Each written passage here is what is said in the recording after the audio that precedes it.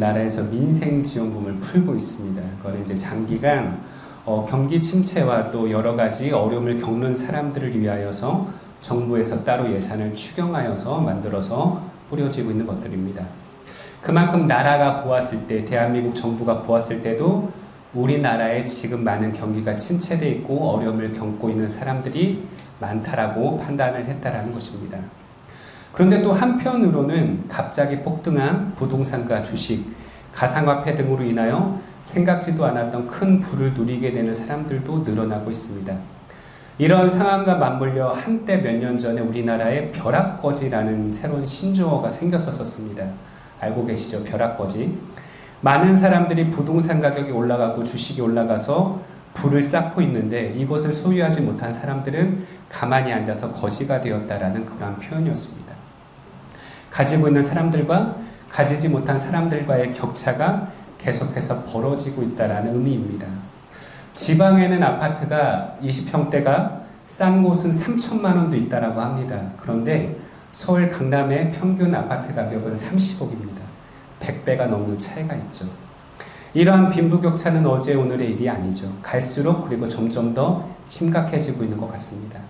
전 세계를 보지 않더라도 우리나라 같은 지역만, 우리나라의 여러 지역 안에서도 한쪽은 가진 것이 너무 많아서 다툼이 일어나고 한쪽은 극심한 생활고로 다툼이 일어나기도 합니다. 이런 가슴 아프고 슬픈 상황들을 접하면서 우리 모두가 행복하게 살 수 있는 방법은 없을까 저는 고민할 때가 있습니다. 빈부격차와 벼락거지, 극심한 생활고를 겪는 이웃들, 이러한 세상 가운데 우리들은 어떻게 살아가야 할까라는 고민을 해보신 적이 있으십니까? 특별히 교회의 역할은 무엇일까요? 교회는 세상의 빛과 소금이 되어야 합니다. 세상의 빛으로 소금으로 오신 예수님을 전하여야 하지만 또한 한편으로는 예수님의 삶도 이 세상 가운데 녹여낼 수 있어야 합니다. 그런데 오늘날 많은 사람들은 교회에 실망하고 있습니다. 왜 세상에 있는 사람들이 교회에 실망할까요? 기대에 부응하지 못했기 때문입니다. 바꿔 말한다면 기대하지 않았으면 실망하지도 않았을 텐데 많은 사람들이 그래도 마음 가운데 아직도 교회는 선한 곳이고 좋은 곳이라고 기대를 했는데 그 기대에 미치지 못했기 때문에 실망하며 돌아섰다라는 이야기입니다. 70년대, 80년대, 90년대, 2000년대 초반까지만 해도 많은 사람들이 교회를 다니지는 않더라도 교회를 좋은 곳으로 인정했습니다. 제가 중학교 때, 고등학교 때 같은 친구들을 전도하면 그 친구의 부모님들이 교회를 다니시지 않았더라도 제가 이 친구들을 데리고 교회를 가는 것을 좋아하셨습니다. 왜냐하면 교회는 좋은 곳이고 아이들에게 좋은 가르침을 줄 것이라고 믿었기 때문입니다. 제가 20대까지만 해도 세상의 드라마나 영화를 보면 가끔 교회의 인물들이 조연으로 등장합니다. 그렇다면 그러신 분들은 대부분 선한 역이었습니다. 교회의 목사나 장로나 집사들이 그 해당 작품에서 이웃을 섬기거나 돌보는 역할로 자주 등장했습니다. 그것이 세상에서 보는 교회였고 그만큼 교회들이 그 역할을 감당했었습니다. 이름도 없이 빛도 없이 세상을 섬긴 교회와 성도들이 많았었습니다. 지난주에 우리가 열방제자교회에 가서 예배를 드렸었는데 그 교회도 방과후 교실을 통하여 아이들을 섬기고 반찬 나눔을 하면서 이웃들을 섬기고 계셨습니다. 우리 예배하는 교회도 지금까지 많은 내실을 다졌습니다. 우리 가정들이 하나하나 단단해졌고 지난번 수련회 때 우리 적지 않은 지체들이 믿음의 고백을 통하여 침례를 받았습니다. 교회들끼리 우리 가정들 안에서 서로의 삶과 아픔을 나누며 하나가 되었습니다. 이제는 저는 우리가 조금씩 외부의 사역을 시작할 때가 되었다라고 믿습니다. 교회는 죄 많고 아픔이 많은 세상, 가난한 자들에게 위로와 희망이 되어 주어야 합니다. 어떻게 하면 우리가 그러한 삶을 우리들의 삶 가운데 녹여낼 수 있을까? 그러한 고민을 가지고 오늘의 말씀을 같이 살펴보도록 하겠습니다. 오늘 우리가 읽었던 오병이어 이야기는 아마도 이 자리에 계신 분들 중에 모르시는 분들이 없을 줄로 압니다. 오병이어 말 그대로 빵 5개와 물고기 2마리로 수천 명의 사람들이 배불리 먹었다라는 이야기입니다. 근데 우리 성경을 잘 아시는 분들은 아시겠지만은 우리 마태복음, 마가복음, 누가복음, 요한복음 4복음서 중에 유일하게 예수님의 죽으심과 부활 이외에 예수님이 일으켰던 기적의 사건들 중에 유일하게 사대복음 모두에 기록된 사건은 이 한 가지밖에 없습니다. 예수님의 부활 외에, 예수님이 일으키셨던 기적 외에. 그만큼 우리 모두에게 친숙한 이 사건을 예수님의 제자들은 매우 중요한 사건으로 보았습니다. 말씀을 준비하면서 사복음서에 기록된 오병이어의 사건들을 제가 열심히 전부 다 읽어보았습니다. 조금씩 다른 이야기들이 있습니다. 이것은 사복음서 저자들이 조금씩 다른 관점과 기억으로 기록했기 때문입니다. 그렇지만 전반적인 내용은 우리가 잘 아는 바와 같이 이렇습니다. 예수님께서 사람들의 관심을 피해 벳세다로 가실 때 많은 무리들이 예수님을 알아보고 따라옵니다. 예수님과 제자들은 사람들의 너무 많은 관심을 피해서 먹고 자고 쉴 시간이 부족해 사람들의 관심을 피해 외딴 곳으로 도망가셨는데 그럼에도 불구하고 많은 사람들이 예수님과 그 제자들임을 알아보고 예수님을 쫓아옵니다. 예수님은 비록 사람들의 관심을 피해 한적한 곳으로 피하셨지만 자신을 끝까지 따라오는 이 목적 없는 양과 같은 무리들을 불쌍히 여기셨습니다. 그래서 그들 가운데 병자들을 고쳐주시고 하나님의 나라에 대해서 말씀하여 주셨습니다. 시간이 갈수록 사람들은 계속해서 모였고 성인 남성만 5,000명 정도가 모였다라고 합니다. 성경학자들은 여인과 아이들까지 합치면 적어도 10,000명 이상의 무리들이 이 가운데 있었을 것이라고 추측합니다. 한참 병자들을 고치시고 말씀을 강론하시다 보니 날이 저물고 식사 시간이 되었습니다. 그런데 여기는 사람들이 사는 곳이 아니라 외딴 곳의 빈 들이었습니다. 제자들이 걱정하기 시작하죠. 우리가 이 사람들을 어떻게 다 책임질 수 있고 우리가 어떻게 이 사람들을 다 먹일 수가 있을까라는 그러한 두려움에 쌓입니다. 그래서 예수님에게 이 사람들 따로 흩어져 무리를 만들어 마을로 보내서 이들 스스로 끼니를 해결할 수 있게 하자고 요청을 합니다. 그러나 예수님은 제자들의 청을 들어주시지 않고 오히려 마태복음 14장 16절, 마가복음 6장 37절, 누가복음 9장 13절에 보니 예수님은 정확하게 제자들에게 너희가 먹을 것을 주어라 라고 말씀하십니다. 이에 제자들은 마가복음 6장과 요한복음 6장에 보면 자신들에게 그러면 적어도 200데나리온의 돈이 필요한데 우리가 어디서 이 돈을 구해서 이 사람들을 먹을 수 있겠냐라고 반문합니다. 1데나리온은 우리가 잘 아는 바와 같이 일용직 근로자의 하루치 품삯입니다.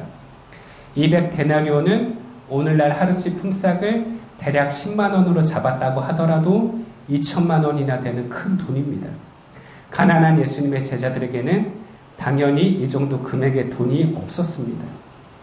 이에 예수님은 마가복음 6장 38절에 보면 너희에게 빵이 얼마나 있는지 확인해 보라라고 하십니다.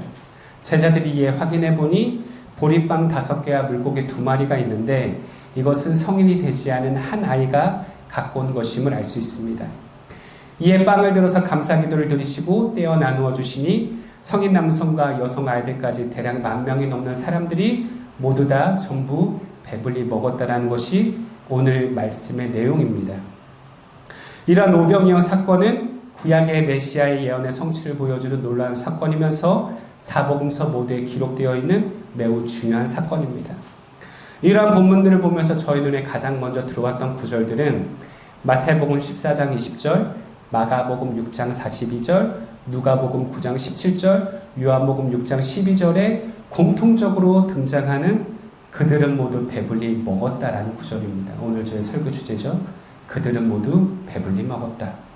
그 많았던 사람들이 모두 다 배불리 먹었다라고 합니다.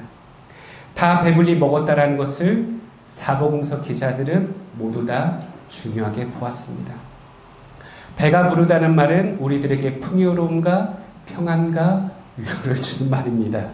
우리 사랑하는 아내가 제 말씀을 깊게 듣기 위해서 눈을 자꾸 감는 것 같은데 자, 피곤하시면 기지개를 한번 하셔도 될 것 같습니다. 자, 우리가 흔히 하는 인사말로 뭐라고 하죠? 식사하셨나요? 라는 말을 많이 사용합니다. 생명을 유지하고 이어가기 위해서 음식을 먹고 에너지를 만드는 것은 매우 중요하기 때문입니다.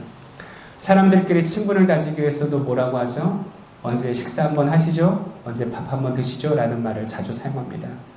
또한 힘들고 어려운 일을 겪고 있는 사람들에게도 내가 밥 한번 살게 힘내 라는 위로의 말을 하기도 합니다. 그리고 힘든 일을 하시는 분들에게 왜 힘들지 않으세요? 이렇게 힘들게 어떻게 일을 하실 수가 있어요? 라고 물어보면 이렇게 대답합니다. 먹고 살려면 열심히 해야죠. 그들은 모두 배불리 먹었다라는 이 말씀 구절에는 사실 인간이 당면한 삶의 가장 근본적이고 원초적인 욕구가 모두 충족되었다는 것을 알 수 있습니다. 예수님이 무리들과 함께 하시고 그들 가운데 역사하셨을 때 모두가 다 배부르게 먹을 수 있었습니다. 오늘의 말씀을 조금 더 깊게 살펴보도록 하겠습니다. 오늘 본문을 읽어보면 모두 네 부류의 무리들이 등장함을 알 수 있습니다.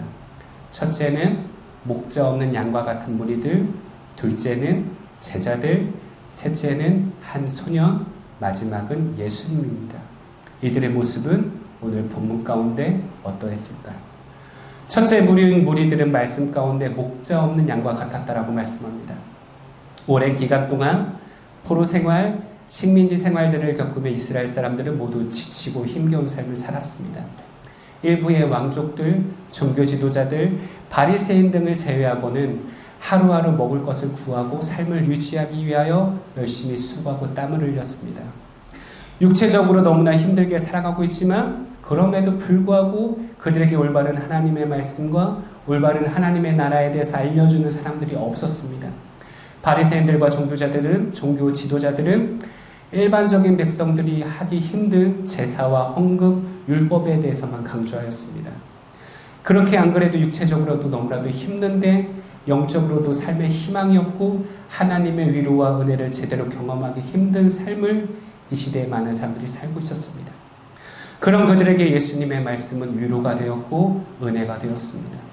비록 예수님의 말씀을 듣는다고 해서 돈이 생기고 쌀이 생기는 것은 아니었지만 영적으로는 위로를 받고 하나님의 나라를 소망하며 살 수 있었습니다. 그렇기에 지치고 힘든 몸을 이끌고 당장 먹을 양식을 위해 이를 구해함이 마땅함에도 불구하고 멀리까지 예수님의 말씀을 듣기 위하여 예수님을 쫓아다녔습니다. 그런 그들을 예수님은 바라보시며 그들이 목자 없는 양과 같다라고 말씀하셨습니다. 예전 설교에 김미리 목사님도 양의 특성에 대해서 말씀하여 주신 적이 있지만 양은 시력이 매우 약합니다. 바로 앞을 볼 수 없으며 방향 감각도 약합니다. 그리고 스스로를 지키고 보호할 힘과 능력도 부족합니다. 그렇기에 양에게는 반드시 목자가 필요한데 마찬가지로 이 백성들에게도 목자가 있어야 되는데 이 목자가 없어서 이들이 멸망하고 있다고 예수님은 한탄하셨습니다.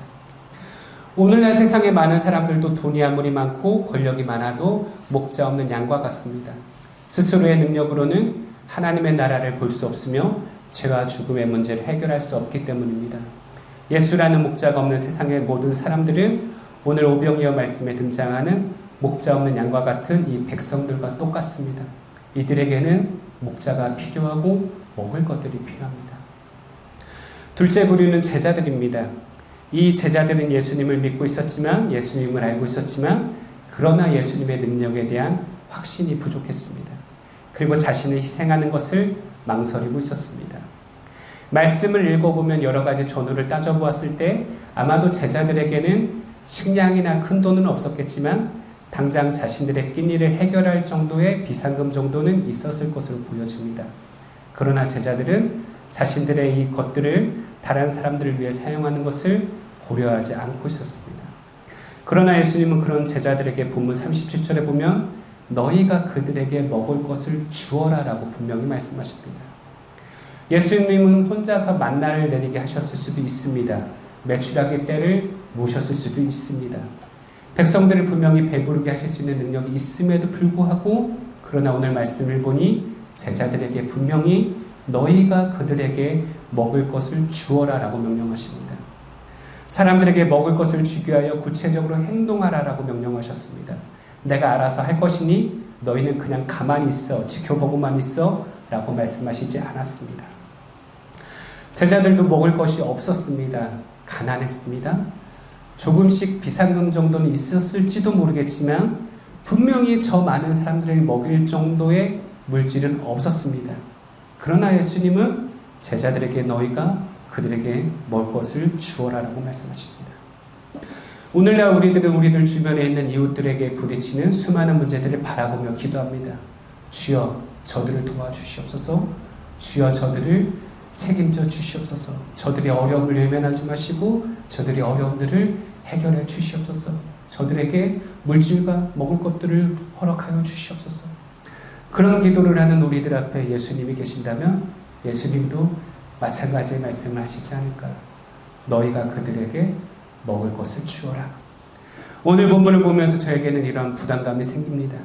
예수님은 저에게 그리고 우리들에게도 너희가 그들에게 먹을 것을 주어라라고 명령하시지 않을까요? 물론 우리가 우리들 주변에 있는 모든 이웃들의 모든 어려움을 해결해 주기는 힘듭니다. 마치 예수님의 제자들이 10,000명이 넘는 이 사람들을 전부 먹일 수는 없었듯이 말입니다. 그러나 예수님은 우리가 주님을 믿고 행동하기를 원하십니다. 예수님께 간구하며 사람들을 돕기 위해 우리가 직접 움직이기를 원하시지 않을까요? 우리 야고보서 2장 15절에서 17절 말씀 같이 한번 찾아보시겠습니다. 야고보서 2장 15절에서 17절 말씀 같이 우리 한 목소리로 같이 읽으면 좋겠습니다. 어떤 형제나 자매 걸벗고 그날 먹을 것조차 없는데 여러분 가운데서 누가 그들에게 말하기를 평안히 가서 몸을 따뜻하게 하고 배부르게 먹으십시오 하면서 말만 하고 몸에 필요한 것들을 주지 않는다고 하면 무슨 소용이 있겠습니까? 이와 같이 믿음에 행함이 따르지 않으면 그 자체만으로는 죽은 것입니다. 예수님은 예수님이 제자인 우리들에게도 분명 행동하는 믿음을 원하실 것입니다. 셋째 부류는 자신이 가지고 있던 먹을 것을 전부 가져온 한 아이입니다. 요한복음 6장에 보면 오늘 본문에는 나와 있지 않지만 요한복음 6장에 보면 이 보리빵 5개와 물고기 2마리는 한 아이가 가져왔다는 것을 알 수 있습니다. 보리빵 5개와 물고기 2마리는 많은 양의 음식물은 아니지만 혼자서 몰래 먹는다라고 한다면 충분히 배불리 먹을 수 있는 양의 음식물입니다. 그러나 이 아이는 이 음식물을 가지고 옵니다. 같이 나누고자 하였습니다. 그럴 때 놀라운 기적이 일어났습니다. 성경은 이 아이에 대해서 자세하게 말씀하시지 않습니다. 이 아이의 이름이 무엇이었는지, 누구의 자손이었는지, 어떤 지파였는지, 어디 지역 출신인지 말하고 있지 않습니다. 이것은 성경이 의도적으로 이 아이의 이름을 드러내지 않고 있는 것입니다. 제가 어린 시절 주일학교 때 이 오병이어의 본명으로 된 설교를 들을 때 많은 목사님들은 이 아이가 예수님의 능력을 믿고 자신의 모든 것들을 헌금했다라는 위주의 말씀을 하셨습니다. 그런데 제가 나이를 먹고 이 말씀을 다시 들여다보았을 때 저는 조금 다른 생각이 듭니다. 이 아이가 정말로 자신의 작은 음식으로 예수님이 성인 남성만 5,000명이 넘는 이 사람들을 먹일 수 있을 것이라는 믿음과 기대를 가지고 왔을까 하고 말입니다. 상식적으로 말도 안 되는 이야기잖아요. 설명할 수가 없는 이야기입니다. 보리빵 5개와 물고기 2마리로 어떻게 이 많은 사람들이 배부르게 먹을 수 있었겠습니까? 누가 이것을 상상이나 하고 있었겠습니까? 예수님의 제자들도 하지 못한 믿음입니다. 이 아이가 얼마나 예수님을 따라다녔는지, 예수님이 정말로 메시아라고 믿었는지 우리는 알 수 없습니다. 이 아이의 신앙의 고백은 말씀 가운데 기록되어 있지 않기 때문입니다. 그러나 이 아이는 자신의 일용할 양식을 가지고 왔습니다. 어쩌면 이 아이는 이 배고픈 사람들 속에서 혼자 음식을 먹는 것이 너무나 미안해서 차마 이 음식물을 혼자 먹지 못하고 가져오지 않았을까요? 혼자서 먹고 배고픔을 면할 수도 있었습니다. 그 자리를 외면할 수도 있었습니다. 조용한 곳에서 혼자 먹을 수도 있었습니다. 그러나 이 아이는 다른 굶주린 사람들을 못 본 척 할 수가 없었습니다. 성인 남성이 5,000명이었지만 많은 수의 여자들과 아이들도 있었습니다. 분명히 이 아이보다 더 어린 아이들도 있었을 것입니다. 자신보다 못한 형편에 있는 이 사람들을 이 아이는 외면할 수 없었고, 이 외면할 수 없는 아이의 불쌍히 여기는 마음 가운데 예수님은 놀랍도록 역사하셨습니다. 이 아이의 믿음의 고백은 없었고 예수님께 자신의 것을 드릴 테이니 저 사람을 먹여달라는 간청도 없었지만 이 이름 없는 아이의 희생 가운데 작은 섬김 가운데 예수님은 놀랍도록 역사하여 주셨습니다. 원래 하나님의 역사는 이처럼 이름 없는 작은 사람들로 인하여서 계속해서 쓰여지고 있습니다. 성경을 보면 아픈 아이를 위해 달려온 이름 없는 백부자, 중풍에 걸린 친구를 지붕을 뚫고 내린 이름 없는 4명의 친구들 등등 이 이름 없는 자들의 수고와 헌신과 희생 가운데 예수님은 역사하셨습니다. 오늘날에도 분명 하나님께서는 이들과 같은 이름 없는 자들의 헌신과 희생을 통하여 지금도 역사하고 계십니다. 그래서 오늘날 교회들이 많은 질책을 받고 있음에도 불구하고 그래도 지금까지도 예수 그리스도의 이름이 이 땅 가운데 선포되고 있음을 믿습니다. 넷째로 마지막은 예수님입니다.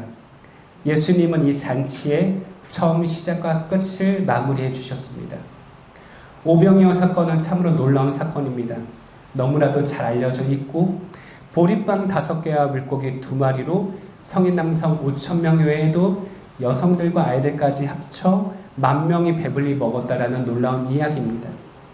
이 사건은 얼핏 한 아이가 자신의 일용할 양식을 드린 것으로 시작된 일로 보일 수도 있으나 그러나 사실 이 사건의 시작과 끝은 예수님이 주도하셨습니다. 이 사건의 시작은 사람들의 관심을 피해 몸을 숨기셨음에도 불구하고 자신을 찾아온 무리들을 불쌍히 여기신 예수님으로부터 시작됩니다. 34절에 예수께서 배에서 내려서 큰 무리를 보시고 그들이 마치 목자 없는 양과 같으므로 그들을 불쌍히 여기셨다. 그래서 그들에게 여러 가지로 가르치기 시작하셨다. 여기서 예수님께서 불쌍히 여기셨다라는 헬라어 단어는 스플랑크니 조마이라는 단어라고 합니다. 이 단어는 스플랑크나에서 파생된 단어인데 스플랑크나는 창자를 의미합니다. 이 말은 예수님이 무리를 불쌍히 여기신 것이 마치 창자가 끊어지는 것 같은 아픔으로 바라보셨다라는 말씀입니다. 예수님은 자신을 찾아온 이 무리 없는 이 목자 없는 무리들의 영적인 굶주림과 갈급함 이러한 마음들을 보시며 창자가 끊어지는 것과 같은 아픔을 느끼셨다고 합니다. 그래서 병에 걸린 자들을 고쳐주시고 말씀을 가르쳐 주시고 그들에게 영의 양식을 제공하여 주시고 마지막 순간에는 육적인 갈급함까지도 해결해 주셨습니다.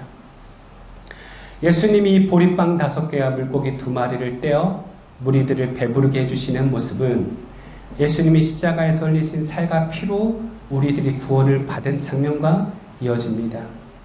예수님은 제자들과 함께 마신 만찬 때에도 빵을 들어 제자들에게 보이시고 뜯어 제자들에게 먹이시며 너를 위해 흘릴 나의 살이다 라고 말씀하셨습니다. 십자가에서 자신의 살과 피를 흘려 우리를 구원하여 주셨듯이 생명의 떡이신 예수님은 오병이어 때에도 친히 떡을 뜯어 모든 자들을 배부르게 하여 주셨습니다. 이 예수님의 살과 피가 십자가에서 뜯겨짐으로 우리의 죄가 사함받고 우리들 또한 영적으로 체험받았습니다.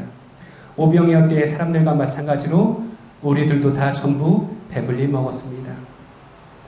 그러나 우리들은 배불리 먹었지만 아직 배부르게 먹지 못하고 굶주린 사람들이 세상 가운데 너무나도 많이 있습니다. 영에 굶주려 있고 육에 굶주려 있는 세상에 목자 없는 양과 같은 사람들을 교회가 외면하지 않았으면 좋겠습니다.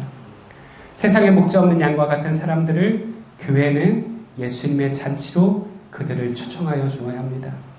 이 목자 없는 불쌍한 사람들을 위해 예수님은 친히 잔치를 베풀어 주셨으며 제자들과 이름 없는 한 소년을 사용하셨습니다. 그리고 이 일들을 통하여 모든 자들이 영적으로도 육적으로도 평안을 누릴 수 있었습니다. 예수님은 오늘날도 마찬가지로 우리들을 통하여 세상에 목자 없는 양과 같은 무리들을 초청하기를 원하십니다. 오늘 말씀을 보면서 한 가지 더 살펴볼 것은 오늘 본문에 오병이어 말씀이 기록된 사복음서 중에 마가복음과 마태복음에 보면 같은 장의 이 사건 바로 앞에 헤롯 왕의 생일잔치에 대한 내용을 기록하고 있습니다. 원래 시기적으로 바로 이어지는 사건은 아니지만 마가복음과 마태복음의 저자는 의도적으로 헤롯 왕의 생일잔치와 예수님이 베풀어 주신 오병이어 잔치를 나란히 대조하여 주고 있습니다. 성경의 헤롯 왕에 대해서 들어보셨을 건데, 성경의 헤롯 왕은 다니엘 인물에 대한 이야기가 아닙니다. 다니엘 인물이 아닌 헤롯 왕족 가문을 뜻하는 말입니다. 우리가 잘 아는 성경에 처음 등장한 헤롯 왕은 동방 박사들로부터 예수님에 대한 이야기를 듣고 베들레헴의 2살이야 아리들을 살해한 인물로 헤롯 왕조의 창시자 헤롯 대왕인데, 그는 3명의 아들들에게 유대 지역을 다스리도록 만듭니다. 그들은 헤롯 아켈라우, 헤롯 안디바, 헤롯 빌립이었습니다. 그 중에 헤롯 안디바라는 인물이 있었습니다. 헤롯 안디바라는 이 지도자는 마가복음 6장, 마태복음 14장에 보면 자신의 생일을 맞이하여 이스라엘의 고관들과 천부장들과 갈릴리의 요인들을 청하여 놓고 잔치를 베풉니다. 그리고 그 잔치에서 헤롯 안디바와 새로 재혼한 헤로디아라는 여자가 있는데, 그 여자의 딸 살로메가 춤을 추어서 헤롯을 기쁘게 만듭니다. 이에 헤롯이 그 소녀 살로메에게 너가 원하는 모든 것을 주겠다. 원하면 네 나라의 절반까지도 너에게 주겠다라고 이야기를 합니다. 그러자 살로메가 자신의 엄마인 헤로디아에게 가서 왕이 저에게 이런 말씀을 하셨는데 제가 무엇을 요구하면 되겠습니까? 라고 조언을 구합니다. 그러자 헤로디아가 당시 옥에 갇혀져 있던 세례 요한의 머리를 달라라고 헤롯 왕에게 요청하라고 이야기를 합니다. 그때 당시에 세례 요한은 헤롯 왕에 의해서 옥에 갇혀져 있었는데, 그 이유는 헤롯 안디바라는 인물이 자신의 동생이었던 헤롯 빌립의 본처 아내였던 헤로디아와 재혼한 것을 비판했기 때문입니다. 헤롯 안디바도 원래 본처가 있었고 헤로디아도 원래는 헤롯 빌립이라는 사람의 본처였으나 서로 내통하여 간음하고 본래 아내와 남편을 버리고 재혼을 합니다. 그리고 헤로디아라는 이 여인 또한 헤롯 대왕의 또 다른 자식이었던 헤롯 아리스토블루스의 딸이었습니다. 좀 복잡한데 간단히 이야기하면은 세례 요한을 참수한 헤롯 안디바는 자신의 이복 조카이자 이복 동생의 본처였던 헤로디아와 간음하여 재혼을 하게 됩니다. 이는 레위기에서 금지하는 근친상간과 간음의 죄를 동시에 범한 것입니다. 원래대로 모세의 율법대로 한다면 둘 다 돌로 쳐 죽여야 합니다. 요한복음 8장에만 보더라도 간음하다가 현장에 붙잡힌 여인을 사람들이 끌고 와서 예수님께 돌로 쳐 죽여야 되는 거 아니냐고 여쭤보는데 말입니다. 예수님의 시대에도 돈 많고 권력 많은 자들은 제대로 처벌받지 않았습니다. 이 헤롯 왕의 잔치에도 오병이어의 잔치와 마찬가지로 내부류가 등장합니다. 먼저는 근친상간과 간음의 죄를 범한 돌로 쳐 죽여야 할 죄인이 초청한 잔치에 그를 죄인이라고 정죄하기는커녕 먹고 마시기 위해 권력자에게 잘 보이기 위해 잔치에 참여한 고관들과 천부장들과 갈릴리의 요인들의 무리들이 있었습니다. 그리고 둘째로 자신의 남편을 버리고 자신의 쾌락과 권력을 쫓아 자신의 이복 삼촌이자 아주버님이었던 헤롯 왕과 재혼한 헤로디아가 있었습니다.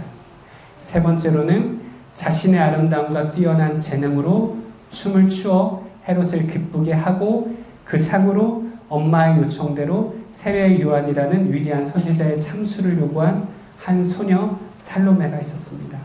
그리고 마지막으로 이 잔치에 처음 시작을 하고 세례 요한을 처형함으로 이 잔치의 끝을 주도하게 되는 죄인 헤롯 안디바가 있었습니다. 같은 잔치였지만 예수님의 잔치와는 너무나도 큰 대조를 이룹니다. 헤롯의 잔치에는 먹을 것이 풍족했습니다. 마실 것이 풍족했습니다. 예수님의 잔치에는 빵과 물고기 뿐이었습니다. 그러나 예수님의 잔치에는 기쁨과 즐거움과 생명이 있었지만 헤롯의 잔치에는 두려움과 공포와 살인이 일어납니다. 예수님이 없는 세상의 잔치들은 아직도 이러한 죄인들의 잔치를 할 뿐입니다. 우리들은 세상의 잔치가 아닌 예수님의 잔치에 참여하고 세상에 있는 사람들을 예수님의 잔치에 초청하여 주야 합니다. 우리 말씀을 맺도록 하겠습니다. 우리 주의 자녀로 산다는 것은 반주해 주시겠습니까? 예수님은 먹을 것이 필요한 목자 없는 불쌍한 무리들을 위하여 모세의 때와 같이 만나나 메추라기를 내리게 하실 수도 있는 분입니다. 우리는 그분이 하나님의 아들이기 때문에 모든 일을 하실 수 있는 분임을 믿습니다. 그분은 분명히 다른 어떠한 초자연적인 방법을 동원해서라도 이 무리들을 배부르게 하실 수 있었습니다. 그러나 이름 없는 한 아이의 작은 음식을 통하여 역사하셨습니다. 제자들에게도 먼저 너희가 이들에게 먹을 것을 주어라라고 명령하셨습니다. 제자들이 이들을 전부 먹일 수 있는 능력이 없음에도 불구하고 예수님은 사람들과 함께 제자들과 함께 일하기를 즐겨하시는 분입니다. 왜 그러하실까요? 이 제자들의 믿음이 강건해지길 원하셨고 위대한 하나님의 역사 가운데 제자들을 동참시키기 원하셨기 때문입니다. 우리가 믿음을 가지고 우리 것을 나누고 베풀 때 놀라운 일이 일어납니다. 혼자서 먹어야지 충분히 배부른 이 음식물을 가지고 한 아이만 배부르게 먹은 것이 아닙니다. 예수님과 제자들만 배부리 먹은 것도 아닙니다. 거기 있었던 10,000명이 넘는 모든 사람들이 전부 다 배불리 먹었다고 합니다. 이것이 나눔입니다. 경제가 어려워질수록 사람들의 심리는 강팍해집니다. 나누기 싫어하고 내 것을 희생하기를 너무나 싫어합니다. 세상에는 많은 자본주의는 남들과 경쟁해서 남들의 것을 빼앗아 내 것을 더욱더 많이 가져가라고 말합니다. 그러나 우리들은 세상에 나눌 수 있는 사람들이 되어야 합니다. 아이가 만약 혼자서 보리떡 5개와 물고기 2마리를 먹으려고 했다면 모두가 배불리 먹을 수 있었을까? 먹었을 수 있습니다. 예수님 앞에 불가능은 없으니까요. 그러나 저는 이 아이가 너무나도 귀하고 놀라운 기적의 순간에 동참하게 되고 도구로 사용되었다는 것에 주목하고 싶습니다. 얼마나 많은 사람들이 이 아이를 칭찬하고 하나님께 영광을 돌렸겠습니까? 이 아이는 아마 평생 동안 자신이 한 일에 대하여 자랑하고 예수님을 증거하였을 것입니다. 바로 이러한 기적의 순간에 우리 예배하는 교회 또한 참여할 수 있기를 소망합니다.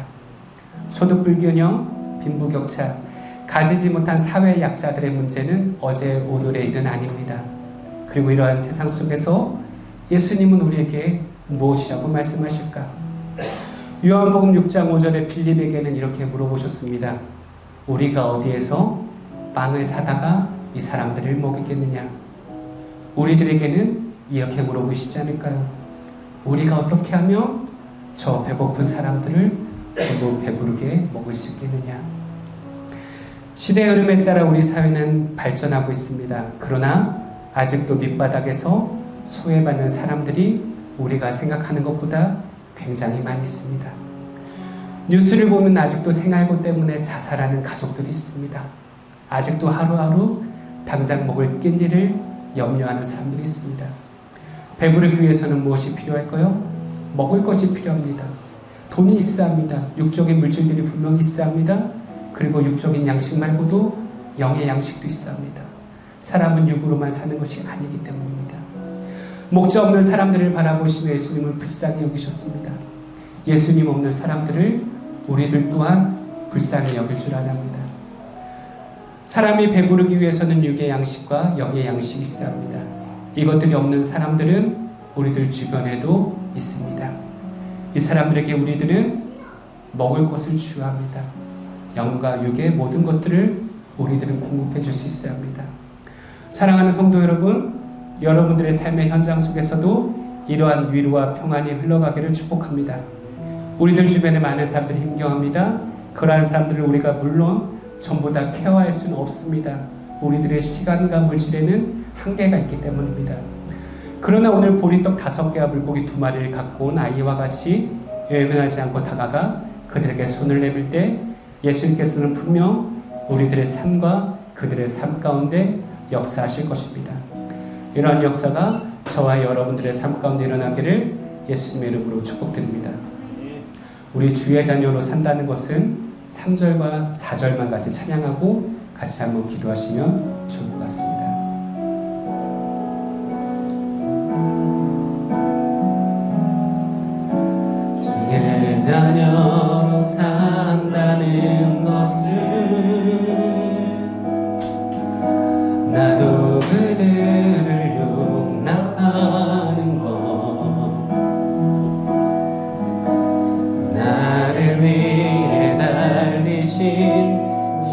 십자가 사랑, 그 사랑으로 살아가는 것, 때론 불 가운데 휩싸일 때도, 폭풍 가운데 무너질 때도 주님 내 곁에 함께 하시네.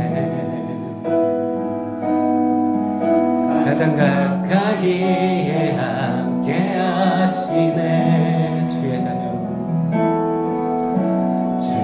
자녀로 산다는 것은 주님과 함께 동행하는 것, 주께서 지신 십자가 기꺼이 지고 주와 함께 걸어가는 것, 때론 불 가운데 휩싸일 때도, 폭풍 가운데 무너질 때도 주님 내 곁에 함께 하시네. 가장 가까이에 함께 하시네. 우리 시간 같이 기도하길 원합니다. 이 시간 기도 드릴 때는 먼저 여러분들 주변에 목자 없는 양과 같은 사람들에게 예수 그리스도라는 영의 양식을 전할 수 있는 저와 여러분들이 될 수 있게 해달라고 기도하셨으면 좋겠습니다. 그리고 육의 양식이 부족한 사람들을 위하여 내가 가진 것들을 조금 양보하고 내려놓을 수 있는 결단을 할 수 있게 해달라고 기도하시기를 소망합니다. 그리고 마지막으로 우리 예배하는 교회가 이 지역과 이 사회 가운데 양식이 부족한 자들에게 축복의 통로로 섬길 수 있는 공동체가 될 수 있게 해달라고 같이 기도하시도록 하겠습니다.